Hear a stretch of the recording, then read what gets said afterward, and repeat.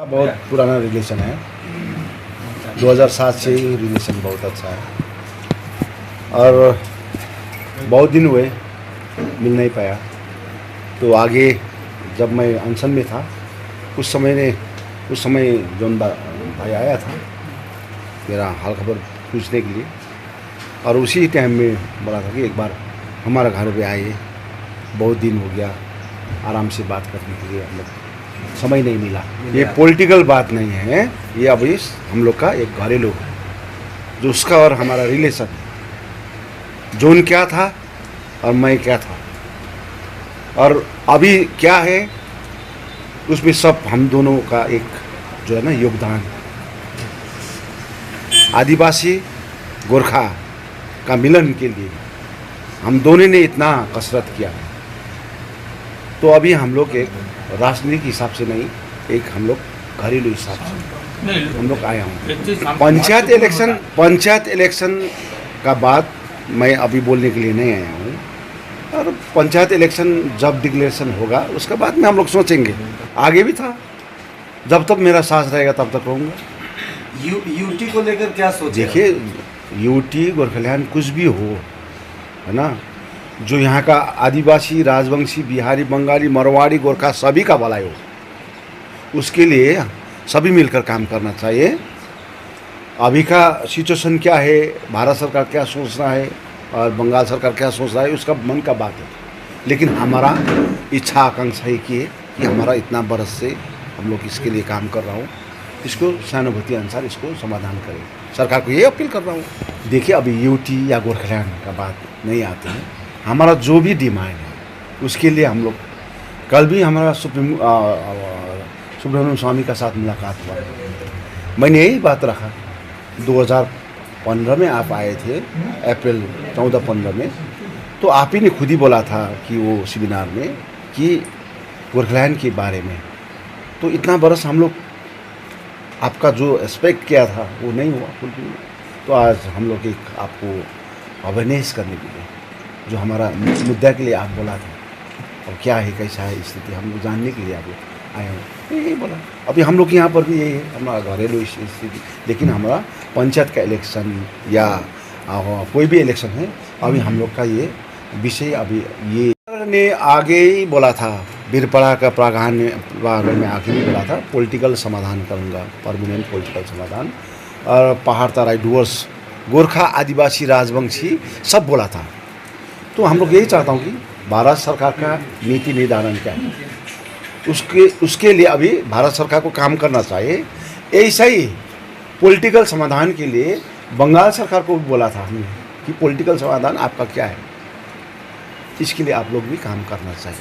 ये जब हम लोग आए थे उस टाइम में क्लियर कट पूरा बात किया था कि आपको पॉलिटिकल समाधान करना होगा और पॉलिटिकल समाधान के लिए आप लोग काम करना।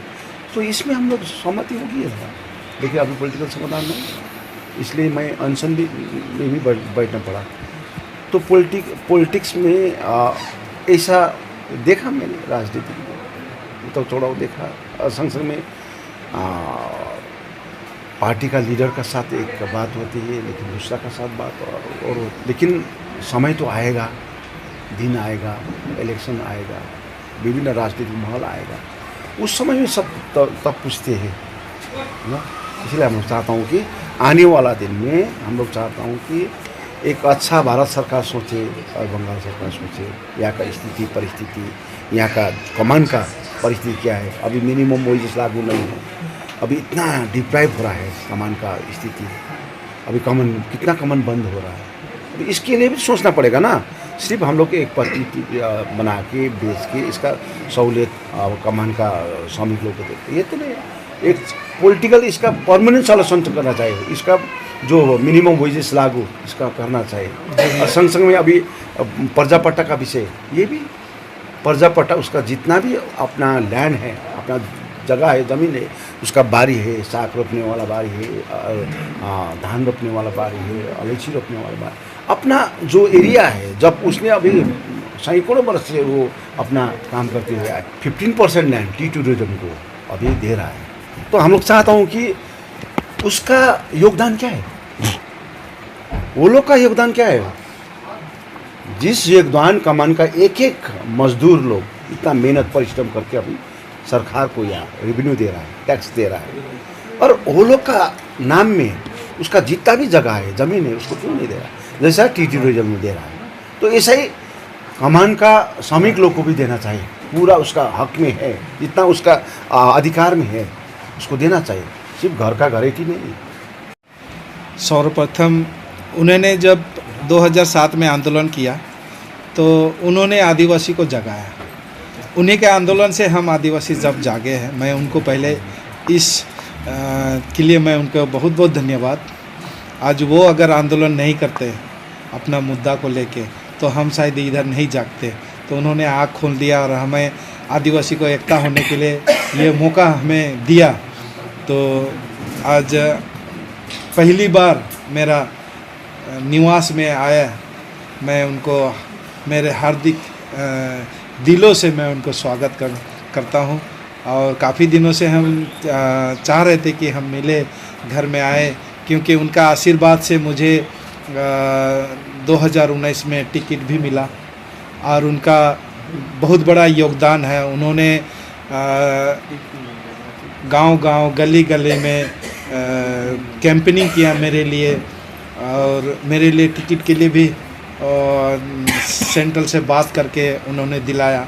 आज उन्हीं का आशीर्वाद से मैं आज इस जगह तक हूँ।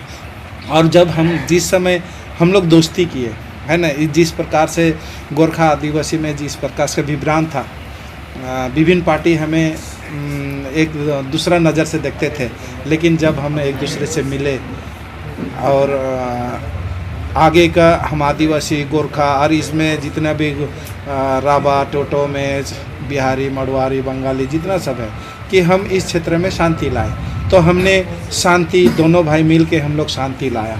आज हम लोग शांति का ज़िंदगी जी रहे हैं। और रहा बात है कुछ अपना अपना मुद्दा है ना। और ये पहली बार है मेरा घर में आया है। और जब मैं जीता, MP जीता, उसके बाद मंत्री बना, तो कभी भी मैं उनको दावत नहीं दिया था। तो आज इसी खाने पे उनके बुलाया था। होली का मौका भी ये था, त्यौहार था, तो हम होली के पहले बुलाया था, लेकिन वो दिल्ली चले गए थे, तो इसीलिए नहीं मिल पाया। तो आज आए, तो ये मेरे लिए है ना।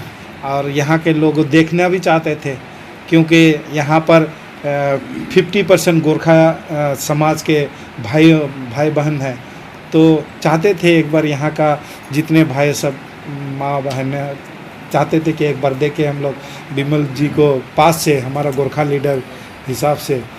तो इसीलिए आए। आज हमें आशीर्वाद बीते दिन मिला और आने वाला दिन भी हमें आशीर्वाद मिलने वाला है। और 2013 में भी हम लोग साथ में उन्हीं के गोरखा जनमुक्ति मोर्चा और हमारा आदिवासी समाज मिल के हम लोग 208 पंचायत मेंबर जीते थे। तो एकता और शांति माहौल उस समय पैदा हुआ, और आज का दिन में शांति है। और आज का दिन में हम लोग बस एक मित्रता है, दोस्ती है, इसीलिए हम बस आज मिलन हुआ। देखिए, हमारे प्रधानमंत्री बिरपड़ा में भी बोल के गया है, गोरखा का सपना मेरो सपना, ये बात बोले थे। और ज़रूर एक है ना, मोदी जी कहते हैं जो वो पूरा करते हैं। वो उनका जो भी डिमांड है, चाहे PPS है, जो भी है, तो उनका ज़रूर एक दिन ना एक दिन समस्या का समाधान होगा, मुझे विश्वास है। मोदी जी जो कहते हैं वो करते हैं। मोदी जी ऑलरेडी हमें इससे पहले भी हमारे होम मिनिस्टर के साथ बैठा था और पूरा गोरखा समाज के लीडर सब बैठा था। तो कहीं पर पॉलिटिकल सॉल्यूशन निकले, इसके लेके भारत सरकार हमेशा वार्तालाप कर रहा है। ऐसा नहीं है कि हम छोड़ दिए, ऐसे बात नहीं है। हम लोग बैठ के बातचीत करके कैसे इसका समस्या का समाधान निकालेगा, बार बार हम लोग बैठ रहे हैं। और बार बार हमारे पार्लियामेंट में भी ये बात उठ रहा है कि जल्दी से जल्दी गोरखा का जो समस्या है, पॉलिटिकल सॉल्यूशन है, ये आज नहीं तो कल जरूर इसका समस्या का समाधान होगा।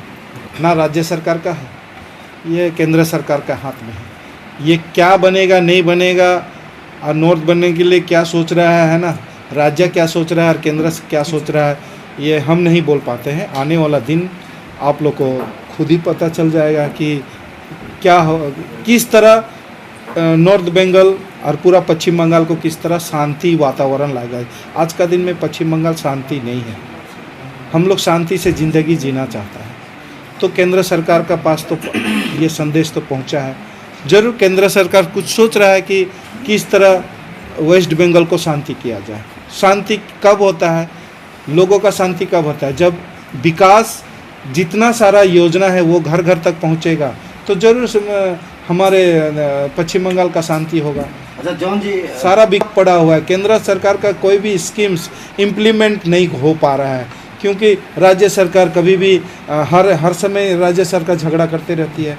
तो झगड़ा ना करके मेरा राज्य सरकार से यही विनती है कि केंद्र सरकार से अगर सच में आप जनता के लिए उन्नति करना चाहता है, तो वो गोरखा समाज का उन्नति चाहते हैं, बंगाली, बिहारी, मड़वारी, राजवंशी, कोचो में जितना भी है ना, कांतेपुरी, इनका समस्या का समाधान करना है तो केंद्र के साथ में बैठ के बातचीत करके एक टेबल टॉक करके डायलॉग करके इनका समस्या समाधान होना चाहिए।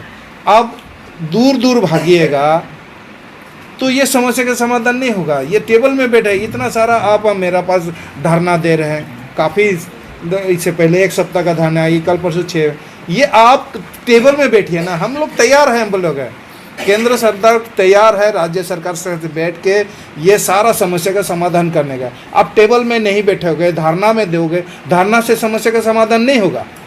दीदी खुद बोलती है हम धारणा नहीं करते, हम बैठना चाहते हैं, तो बैठिए ना, बैठिए के समस्या समाधान कीजिए। हम राज्य सरकार में से बॉसले ही समाधान समस्या का समाधान नहीं हो पा रहा है।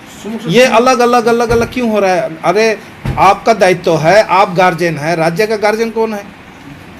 मुख्यमंत्री है। तो मुख्यमंत्री को बैठ के केंद्र के साथ बैठ के सारा समुदाय का समस्या का समाधान करना चाहिए। बैठना समय बताएगा क्या होगा नहीं होगा, ये हमारा हाथ में नहीं है।